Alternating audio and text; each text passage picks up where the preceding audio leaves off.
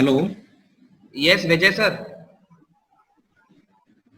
आ रही है, मेरी आवाज आ रही है? Yeah, thank you, sir. Sir, meanwhile, all the participants are joining. We have a very small video about our group. With your permission, can we play that video? या sure sure. Thank you, sir. The video is.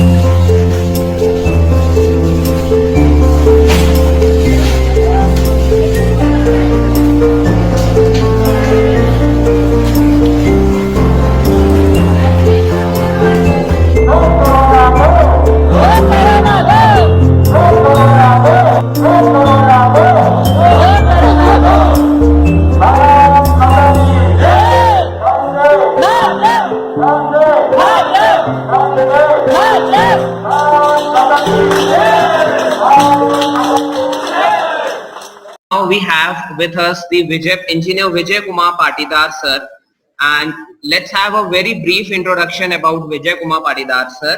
He is a motivational speaker and mentor for youth and children. Also presently, he is president and founder of Deshanjali Education and Welfare Society, working from 2013 in Indore and Bhopal as voluntary organization. Also, he is selected as social entrepreneur for incubation in TFIX program for Teach for India, that is from MP. Also, and he is associated with lots of social working organization and entrepreneur. Also, he has delivered many lectures over the country and shared the stage with many eminent speakers and politicians. Like day before yesterday only, he was the speaker with Dr. Mohan Yadav, Honorable Minister of Higher Education, Government of MP. Without wasting time, I request you, Vijay sir, to please proceed with your session. Thank you, sir. Thank you, Mr. Sir. I think everyone is comfortable with English and Hindi. Yes, sir. है ना? Okay, तो शुरुआत करते हैं अपन topic से पहले कि social entrepreneurship की हम बात कर रहे हैं कि सोशल एंटरप्रेन्योरशिप हमारे करियर में कैसे एक ऑप्शन बन सकता है। तो उससे पहले हम शुरू करेंगे कि एंटरप्रेन्योरशिप शब्द जो है, इसकी डेफिनेशन जो हम लोग बुक्स में पढ़ते हैं और सारी चीजें दिखते हैं, आज के टाइम में बहुत फैशनेबल चीज हो गई है। बहुत सारा यूथ जो है इस एंटरप्रेन्योरशिप वर्ड की तरफ मूव कर रहा है, बट मैं सबको एक चीज सजेस्ट करूंगा कि it's not easy to read. जैसे उसको मैं सिंपल कहूँ कि जितना कठिन उसको पढ़ना है उतना ही करना भी मुश्किल है कि एंटरप्रेन्योरशिप वर्ड अपने आप में कितना इंपॉर्टेंट है। तो अब बात करते हैं कि हम सोशल एंटरप्रेन्योरशिप की तरफ जा रहे हैं, तो मेरा फोकस एंटरप्रेन्योरशिप से ज्यादा सोशल एंटरप्रेन्योरशिप की तरफ रहेगा। तो मैं ये कहूंगा कि अगर हम वर्ड पर जाएं, सोशल मीन्स व्हाट। हम लोग जनरली सोचते हैं कि एक एंटरप्रेन्योरशिप मतलब एक एंटरप्राइज खड़ी करना। एक एंटरप्राइज खड़ी कर दी, उसमें हम लोग एक प्रॉफिट शेयरिंग करेंगे, हम लोग अपनी अर्निंग करेंगे। बट कहीं ना कहीं इतना इजी नहीं होता है किसी भी एंटरप्राइज को खड़ा करना। तो सोशल वर्ड जो है यहाँ पर बहुत इंपॉर्टेंट रखता है कि एक एंटरप्राइज और सोशल दोनों को कनेक्ट कैसे किया जाए। तो सोशल एंटरप्रेन्योर बनने के लिए पहले हमें खुद सोशल होना पड़ेगा, और सोशल को अगर आम भाषा में समझा जाए तो सामाजिक होना पड़ेगा। अब एंटरप्राइज खड़ा करना अपने आप में बहुत बड़ी चीज है, और एंटरप्राइज खड़ा करने के पहले हमें एक गोल सेट करना पड़ता है कि वो एंटरप्राइज किस चीज का होगा, उसका विजन क्या होगा, उसके मिशंस क्या होंगे, और इसकी नीड हमें पता करनी पड़ेगी कि मार्केट में उस चीज की नीड कहाँ पर है।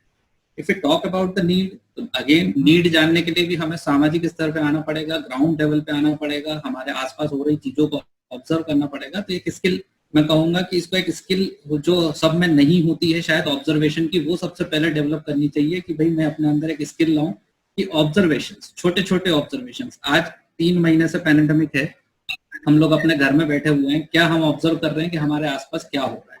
अगर वो ऑब्जर्वेशंस आपके अंदर हैं, तो उस ऑब्जर्वेशन के ऊपर वाला स्टेप जो होता है वो ये होता है कि इसमें प्रॉब्लम क्या है।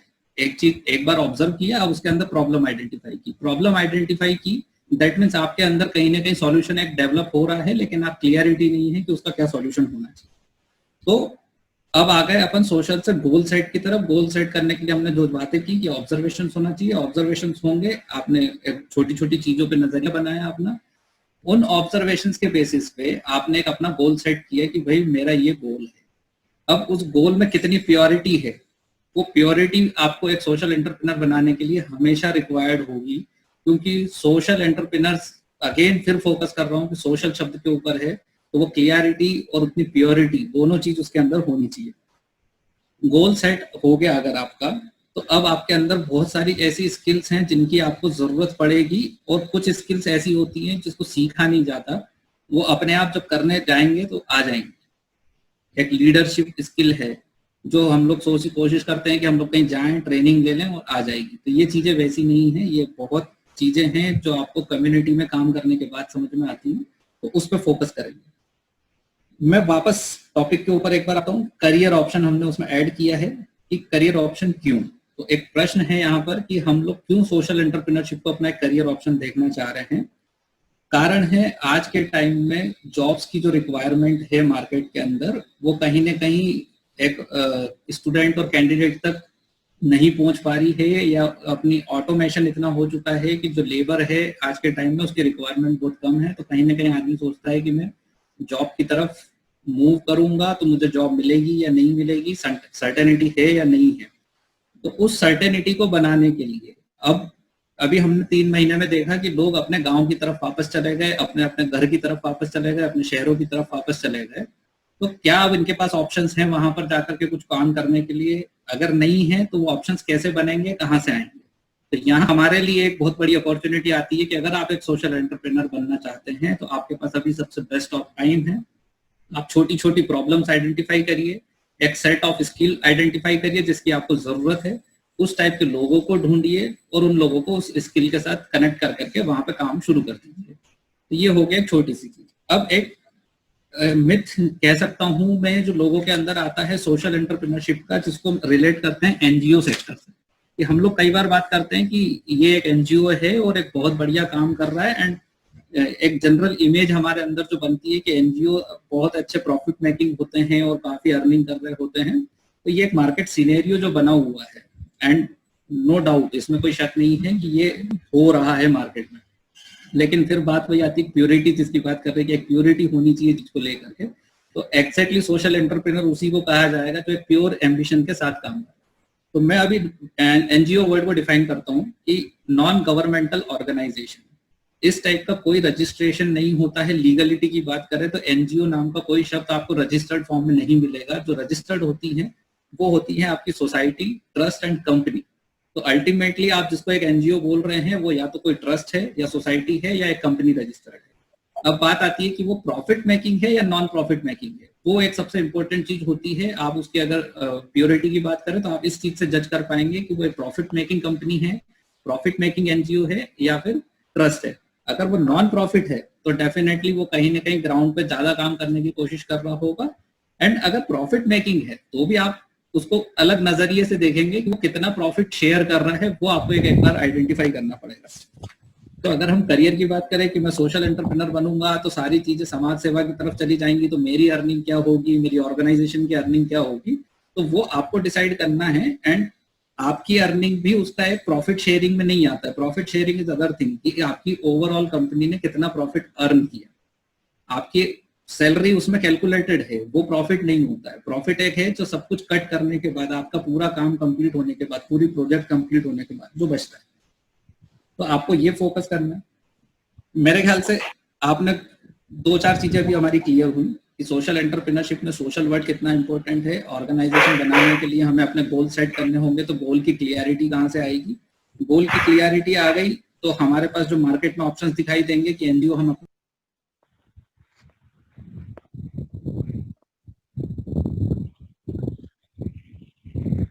सर आप अनम्यूट। जी कर दिया सर, कर दिया। हेलो, आवाज आ रही है? हेलो जी सर आवाज आ रही है सर। ओके ओके, तो ये चीजें क्लियर हो गई इतनी। अब आते हैं अपन एक चीज के ऊपर कि एक एनजीओ सेटअप हो गया, या फिर ये कहेंगे कि आपका एक ऑर्गेनाइजेशन आपने सेटअप कर लिया, आपने या तो ट्रस्ट रजिस्टर करवाया होगा उसको, या सोसाइटी या फिर कंपनी, ठीक है। आप करेंगे क्या? आपके उसके कुछ गोल्स होंगे, कुछ एम्बिशंस होंगे, और आपने सारी चीजें करी, अपना मोटिवेशन सेट किया, आपने एक पूरा फॉर्मेट बना करके आप मार्केट में उतर रहे हैं। तो चैलेंजेस, वो कौन कौन से चैलेंजेस है जो आपके आने वाले हैं सामने? और एक सबसे बड़ा चैलेंज जो मैंने अपनी लाइफ में फेस किया वो किया, फैमिली को कन्विंस करना एक सोशल सेक्टर की तरफ मूव है। सबसे बड़ा चैलेंज होता है कि आपकी फैमिली उस चीज से कन्विंस है कि नहीं है, क्योंकि एक सोशल सेक्टर एक ब्लंडर सेक्टर दिखाई देता है सब लोगों को। सब लोगों के नजरिए में ये आता है कि हम लोग खुद अभी कुछ प्रॉफिट नहीं कमा रहे हैं या जॉब नहीं कर रहे हैं इतनी स्किल होने के बाद, तो वो हमेशा अगेंस्ट में जाते हैं। आप लोगों को सजेशन है, किसी भी जो भी सोशल सेक्टर में जाने की कोशिश कर रहा है उसको, कि आप उसको डिफाइन करते सीखें पहले, क्योंकि जब तक आप प्रॉपर खुद डिफाइन नहीं कर पाएंगे आप किसी को कन्विंस नहीं कर पाएंगे। तो पहले डेफिनेशन क्लियर होनी चाहिए कि एग्जैक्टली आप जो करने जा रहे हैं वो आपकी पर्सनल लाइफ में, आपके आसपास की सोसाइटी में कितना इम्पैक्ट क्रिएट करने वाला है। और अब तो जो चीजें हमने 2013 में की थी उसको एक डेफिनेशन मिल चुकी है कि आत्मनिर्भर।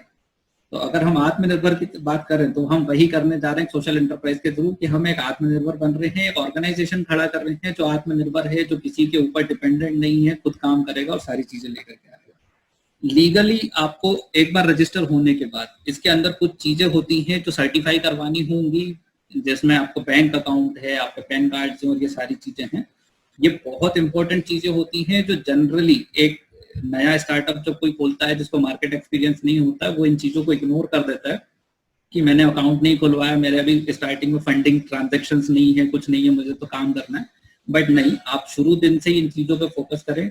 आप अपना प्रॉपर अकाउंट खुलवाएं, आप अपना पैन नंबर रजिस्टर करवाएं ऑर्गेनाइजेशन का, आप 12A फॉर्म के लिए अप्लाई करें, आप ATG फॉर्म के लिए अप्लाई करें, जो गवर्नमेंट के लीगल टर्म्स हैं उनको फुलफिल करें। इसके बाद साल भर बाद आपको एक रिपोर्ट सबमिट करनी होती है जहां पर आप अपना ऑर्गेनाइजेशन रजिस्टर कराते हैं कि थ्रू आउट द ईयर आपकी क्या एक्टिविटीज हुई। वो करना भी जरूरी है, क्योंकि आज के टाइम में n नंबर ऑफ NGOs हैं जो सिर्फ नाम मात्र के लिए रजिस्टर हैं, या सोशल एंटरप्राइजेज हैं जो सिर्फ नाम मात्र के लिए रजिस्टर हैं और साल भर की रिपोर्ट सबमिट नहीं करते हैं। तो राइट नाउ द गवर्नमेंट, और जो है अभी गवर्नमेंट आपकी, वो बहुत अच्छे स्ट्रिक्ट एक्शंस ले रही है और सबको शट डाउन करने में लगी हुई है, क्योंकि इलीगल एक्टिविटीज बहुत ज्यादा बढ़ गई इन चीजों पर।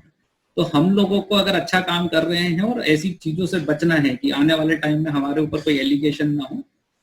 एलिगेशन इस टाइप का होता है कि आपने आज तक रिपोर्ट ही सबमिट नहीं की, ये एलिगेशन नहीं होगा कि आप क्या कर रहे हो। तो इसमें फॉल्ट हमारा ही है कि हमने टाइम टू टाइम सारी चीजें सबमिट नहीं की। तो रिपोर्ट कैसे बनेगी? तो एक किसी भी चीज को हम लोग जो देखते हैं डे टू डे लाइफ में प्रैक्टिस में, कि हम लोगों ने आज क्या किया उसको नोट डाउन करें सारी चीजों को, कि हमारी एक्टिविटी का नाम क्या है, उसका पर्पस क्या है, वो एक्टिविटी क्यों की गई, उस एक्टिविटी के पीछे आने वाले एक्सपेंसेस कौन कौन से होंगे, कितने लोग उस एक्टिविटी के अंदर पार्टिसिपेट करेंगे, and at the end who are the people जो बेनिफिटेड होंगे इस चीज। अगर वो चीज क्लियरली आपने एक पेपर के ऊपर मेंशन कर ली तो आप उसको कंपाइल करते जाएं। Eight the end of the year आपके पास सारी चीजें प्रॉपर कंपाइल्ड फॉर्म में होगी, जो आपके ऑर्गेनाइजेशन की एक इमेज क्रिएट करेगी गवर्नमेंट के सामने और पब्लिक के सामने कि आप क्या कर रहे हैं। तो this is the first step to improve your social impact in the society.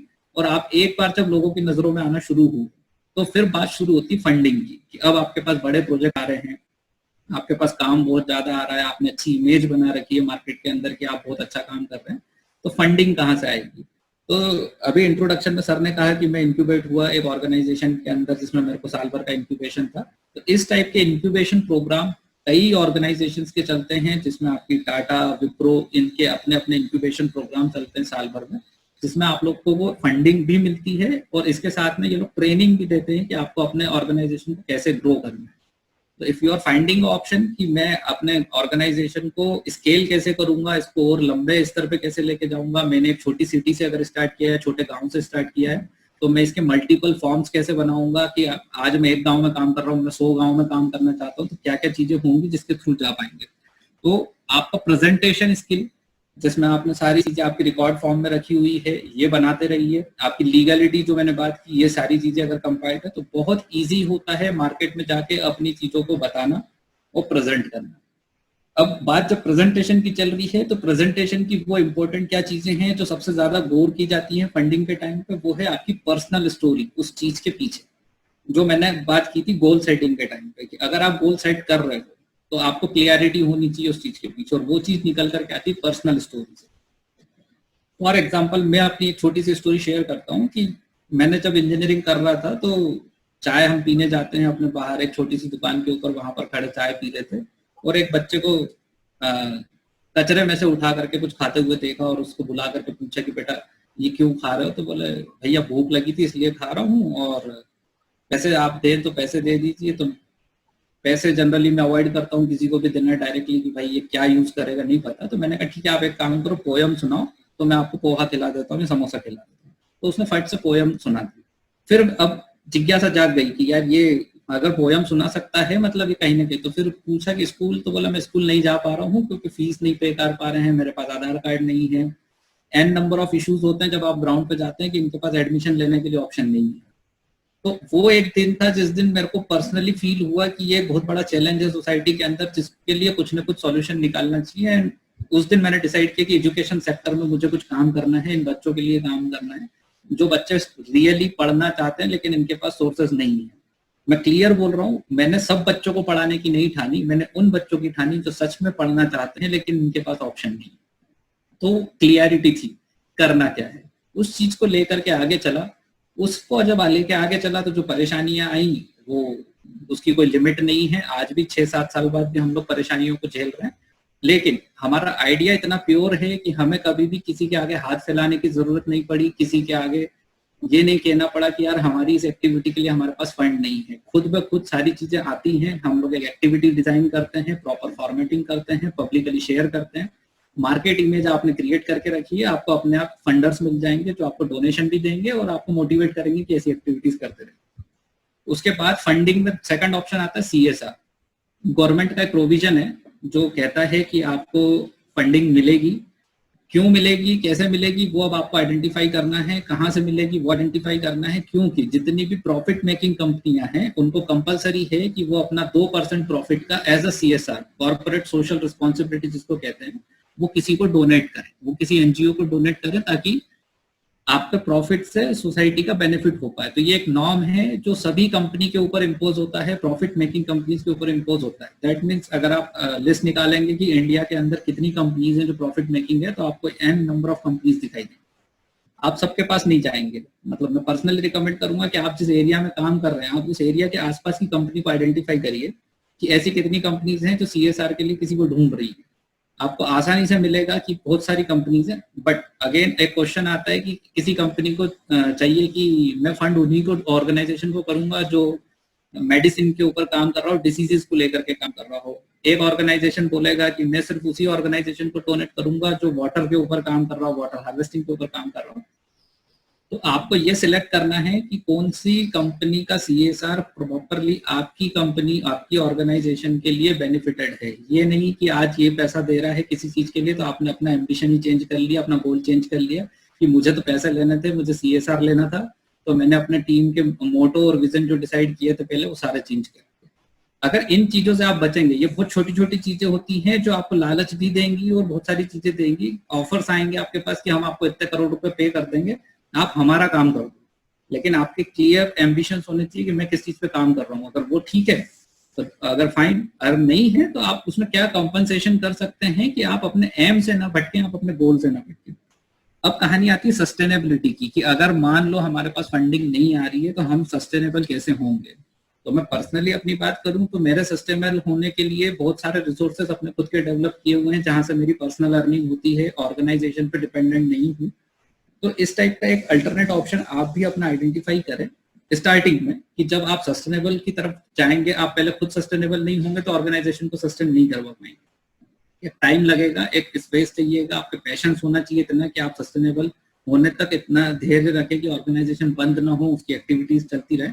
After some time you will get the benefited from the organisation. आपको आपकी सैलरी और सारी चीजें वहां से मिलना शुरू होंगी। आप अपने ऑर्गेनाइजेशन में और लोगों को ऐड कर पाएंगे क्योंकि जितनी मैंने कंपनीज और CSR की बात की वो मिलना शुरू हो जाता है।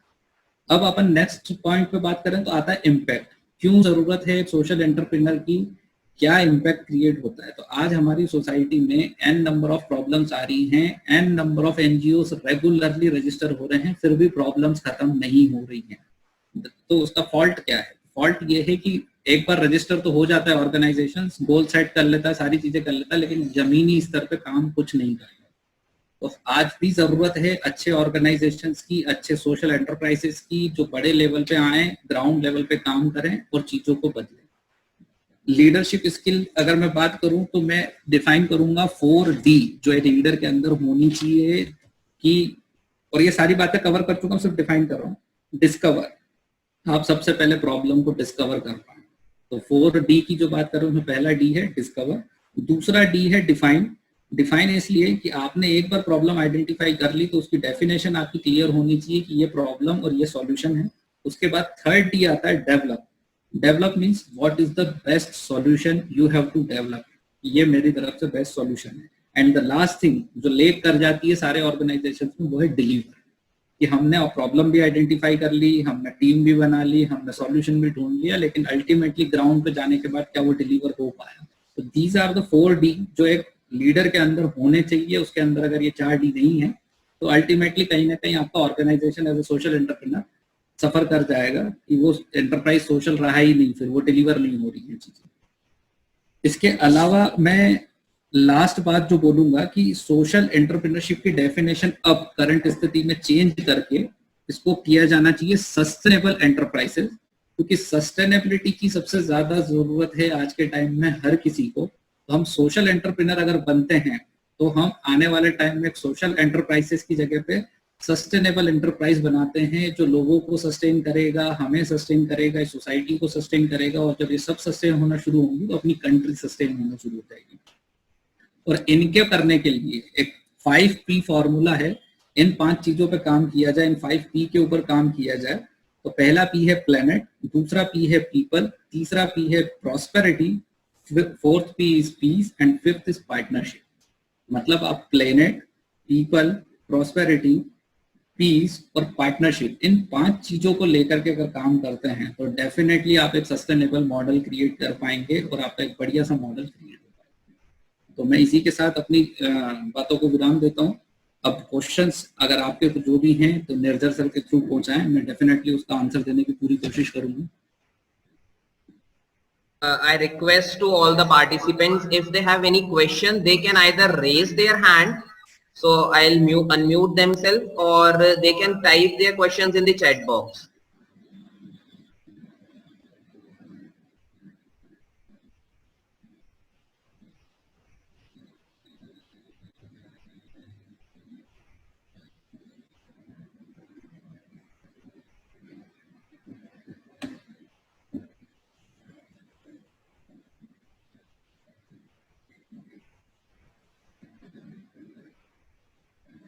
नेजर सर, जब तक आपके अगर क्वेश्चन रेज हुआ हो तो आप पूछ लीजिए।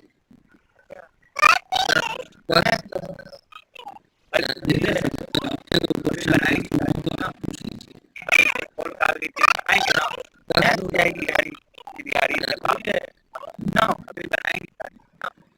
Yeah, first of all, I like to thank you Vijay sir for your wonderful guidance और आपने जो मार्गदर्शन दिया है सोशल एंटरप्रेन्योर्स के लिए, वो हम उम्मीद करते हैं हमारे जो Vijay sir for your wonderful guidance almost आपने जो मार्गदर्शन दिया है। और इसी के साथ साथ मेरा एक पर्सनल क्वेश्चन है कि बहुत सारे लोग ये बोलते हैं कि सोशल एंटरप्रेन्योर बनने के लिए एनजीओ, मेरा एक पर्सनल क्वेश्चन है कि वो लोग अपनी ब्रेड अर्न कैसे कर सकते हैं एंटरप्रेन्योर हम बनते हैं, because ultimately non profitable organisation है, तो वो लोग अपनी ब्रेड अर्न कैसे कर सकते हैं सर? बिकॉज अल्टीमेटली अगर हम यहाँ पे हमारी जो टारगेट ऑडियंस है यूथ है, उसके बाद आप भी इतने यंग हैं, और हम अगर हमें बात आती है अपने एक्सपेंसेस को मीट करने के लिए, तो हम वो कैसे मीट कर पाएंगे? सर, इसका सिंपल सॉल्यूशन अगर मैं दूं तो local people, local problem and local solution, अगर ये चीज हम लोग मीट कर पाते हैं तो हमारी ब्रेड बटर, और अगर मैं शुद्ध हिंदी में बोलूं कि रोटी, कपड़ा और मकान, तो तीनों चीज पूरी हो जाती है। और ये पर्सनल एक्सपीरियंस है मेरा कि जब हम किसी मॉडल के साथ काम करते हैं या किसी प्रोजेक्ट पे काम करते हैं तो वहाँ के लोकल लोगों के साथ अगर काम करते हैं, पर्टिकुलरली हम बाहर से रिसोर्सेज का यूज ना करके हम लोकल के साथ जाएंगे, तो हमारे एक्सपेंसेस अपने आप इतने डाउन हो जाते हैं कि हम लोगों को फिर पर्सनली जो आप ब्रेड और बटर की बात कर रहे हैं वो शायद सोचने की जरूरत नहीं पड़ती। Okay, thank you, sir. From the participants, do we have any questions? I think there is a question from Utpal Agrawal. He is asking कि what changes you want in today's education system. Okay. प्रबल बहुत critical question है and everyone is asking this questions कि education system में आज आप क्या change देख रहे हैं या देखना चाहते हैं. पहली चीज, हम लोग जो पिछले 8-9 साल से जो काम कर रहे हैं एजुकेशन सेक्टर के अंदर, उसमें एक अनुभव रहा हमारा कि हमारा जो पूरा सिद्धांतिक बेस्ड एजुकेशन सिस्टम है जिसमें सिर्फ वन वे कम्युनिकेशन चलता है कि आप सिर्फ बोलते जाओ, सामने वाला स्टूडेंट सुनता जाए, वो चेंज होना जरूरी है और उसकी तरफ एक बहुत बड़ी मुहिम चल रही है और लोग मूव कर चुके हैं. अब हर आदमी अपने आप को एक अपने बच्चों को भेजने के पहले बार सोचता है कि इनको कैसे एरिया में भेजा जाए, कैसे सिनेरियो में भेजा जाए, एनवायरमेंट क्या उस बच्चे के लिए क्रिएट किया जाए कि ये बच्चा वहाँ पे बोलना सीखे. और इसका एक शॉर्ट अगर आंसर दें कि अब एजुकेशन सिस्टम में क्या चेंज आना चाहिए, तो education should be sustainable education, तो उस बच्चे को सस्टेन होना सिखाए, अपनी लाइफ में सस्टेनेबिलिटी कैसे मेंटेन करनी है वो सीखा है. आज पैंडेमिक में कितने लोगों की जॉब जा रही है, लोग इस चीज पे सबसे ज्यादा परेशान है कि मेरे पास डॉक्टरेट है, मेरे पास मास्टर है, बट मेरी जॉब खतरे में है, मैं क्या करूं. मैं पिछले 10 साल से अच्छी मतलब they have good package, 10-10 lakh के पैकेज के बाद भी आज वो सस्टेनेबिलिटी की प्रॉब्लम फेस कर रहे हैं. तो जो एजुकेशन में फोकस कर रहा हूँ जो होना चाहिए वो एक सस्टेनेबल एजुकेशन होना चाहिए जिसमें हम हर बच्चे को ये प्रैक्टिस करें. Next question we have from Irshad Ahmed Khan sir. Ji. Hello. हाँ सर, गुड आफ्टरनून. हाँ सर, मेरा एक क्वेश्चन है. आपने बोला था कि आप अगर नॉन प्रॉफिटेबल ट्रस्ट कर सकते हो या सोसाइटी एज ए रजिस्टर्ड कर सकते हो, तो इसमें क्या डिफरेंस है और क्या किस में हमको जाना चाहिए? इधर सोसाइटी में जाना चाहिए या ट्रस्ट ओपन करना चाहिए for running NGO, you can say. बहुत बढ़िया क्वेश्चन है. बहुत बारीक चीज होती है ये कि ट्रस्ट और सोसाइटी के बीच में क्या डिफरेंस है. तो मैं इसको सिंपल भाषा में समझाऊंगा. अगर आपको अकेले राज करना है तो ट्रस्ट सबसे बेस्ट ऑप्शन है. वो लाइफ टाइम आप उसके मेंबर रहेंगे और eight the end of your life also आप वहाँ ट्रस्टी कहलाएंगे.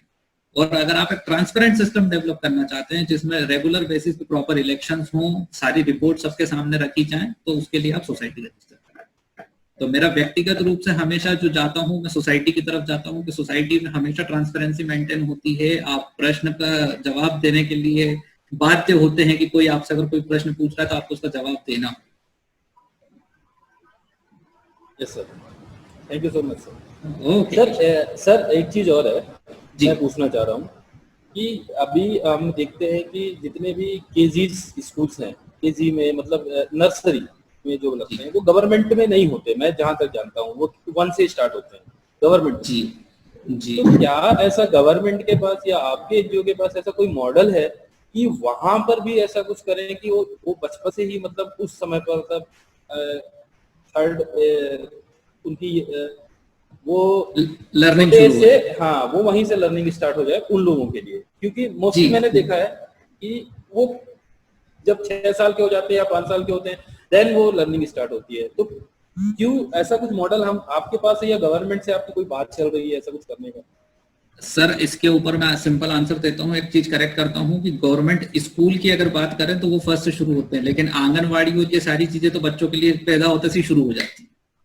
Even before birth mother registration करवाती है आंगनवाड़ी में और वहां से उसका सारी चीजें शुरू होती है कि उसको टीके लग रहे हैं नहीं लग रहे हैं, और वो वहां से रेगुलर बेसिस पे एज ए स्कूलिंग या लर्निंग स्पेस उसको मिलता है जहाँ वो खेले कूदे, उसको एक प्रॉपर मील दी जाए जहाँ पे उसकी सबसे पहला बच्चे की लर्निंग से पहले उसको न्यूट्रिएंट्स प्रॉपर मिल रहे हैं नहीं मिल रहे उस पर फोकस होता है. एंड इस टाइप के n नंबर ऑफ मॉडल्स हैं जो मैं आपको लिस्ट करके पर्सनली दे दूंगा कि कितने लोग जो इंडिया में अलग अलग लेवल पे, कुछ लोग सिटी में काम कर रहे हैं इस चीज के ऊपर, कुछ लोग गाँव में काम कर रहे हैं. वो बहुत बढ़िया मॉडल है जिसपे काम हो रहा है और रिजल्ट्स भी बहुत अच्छे हैं और हर बच्चे की लर्निंग हो रही है. और उसकी एक खास बात और बता दूं कि वो ना स्कूल है ना कुछ है, वो सिर्फ एक लर्निंग सेंटर है जहाँ पे शायद स्कूल बच्चे की उम्र के हिसाब से नहीं उसकी क्लास डिसाइड की जाती है, उसकी लर्निंग कैपेसिटी के हिसाब से उसको इम्प्रूव किया जाता है कि अब इसका लेवल 1 कंप्लीट हो गया, इसके लेवल 2 पे इसको शिफ्ट करना चाहिए.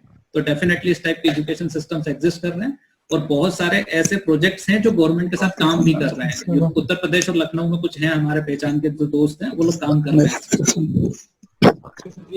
एज पर एमपी कंसर्न तो मेरे को तो एमपी में नहीं दिखा, इसलिए मेरे को ऐसा मतलब लगा कि मैं आपसे शायद पूछूं। जी सर, हम लोग एमपी के अंदर भी काम कर रहे हैं, इवन भोपाल के अंदर भी इस चीज के ऊपर काम चल रहा है। तो अगर आप भोपाल आए या फिर मैं आपको डिटेल्स डेफिनेटली शेयर करूंगा, आपको मेरा नंबर मैं अभी इसी पे टाइप कर देता हूं, तो आप मेरी मेल आईडी पे या इस नंबर पे मुझे व्हाट्सएप करेंगे तो मैं आपको डिटेल शेयर करूंगा। Thank you so much. Thank you sir. We are left with 6 more minutes, and I want to thank all the participants for patiently listening to the speaker, and also we have seen that no one has left the talk, and we are having the full 100 capacity of the Sage of the Zoom meeting, and that is also the house full. And as a token of appreciation, we have a small certificate from the Sage group to you, Vijay sir. I'm just sharing that. Thank you, sir. Thank you.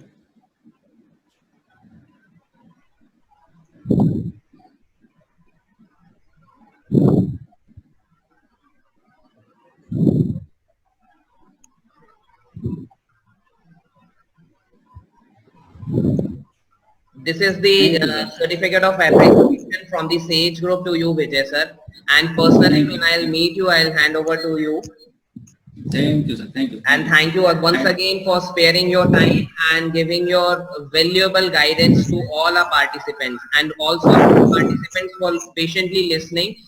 And I want to thank to all the participants that they have made the registration in this Sage talk in very short notice, and we are having the registration from the Srinagar to Karnataka, Bangalore, and from Jaipur also we are having. We have covered all over the country, and also we'll be sharing the certificate. We don't have any certificate link or attendance link for that.